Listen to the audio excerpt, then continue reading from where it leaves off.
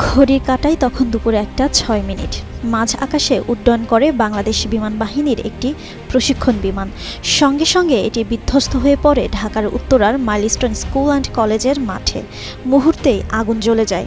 চোখের সামনে ঘটা এই ভয়াবহ ঘটনার বর্ণনা দেন সেখানকার এক শিক্ষার্থী। দশম শ্রেণীর ওই শিক্ষার্থী বলেন, আমাদের একটা পরীক্ষা ছিল। পরীক্ষা দিয়ে বের হয়ে দাঁড়িয়েছিলাম। তখন আগুন ধরা প্লেনটা আমার চোখের সামনেই বিল্ডিংয়ে আঘাত করেছে। ওই ঘটনায় তার এক বন্ধু নিহত হয়েছে বলেও জানান তিনি। বাংলাদেশের প্রথম 5D AI ইনভার্টার যুক্ত সর্বোচ্চ বিদ্যুৎ সাশ্রয়ী যমুনা এয়ার কন্ডিশন। বলেন, আমার একটা বেস্ট ফ্রেন্ড যে পরীক্ষার হলে একসঙ্গে ছিল, আমার চোখের সামনে মারা গেছে।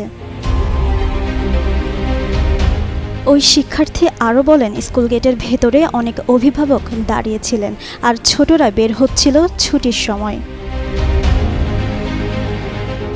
এদিকে ঘটনার পরপরই ফায়ার সার্ভিসের অন্তত 8টি ইউনিট আগুন নিয়ন্ত্রণে কাজ শুরু করে।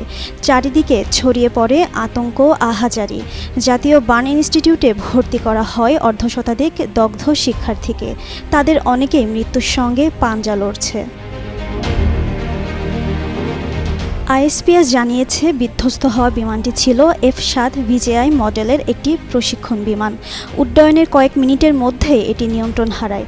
এমন মর্মান্তিক ঘটনায় দেশ জুড়ে নেমে এসেছে শোকের ছায়া। সোমবার সন্ধ্যা 6টা পর্যন্ত 19 জনের মৃত্যুর খবর পাওয়া গেছে, আর আহত 164 জন হাসপাতালে চিকিৎসা নিচ্ছেন। জিন্নাত আরা ঋতু, যুগান্তর নিউজ।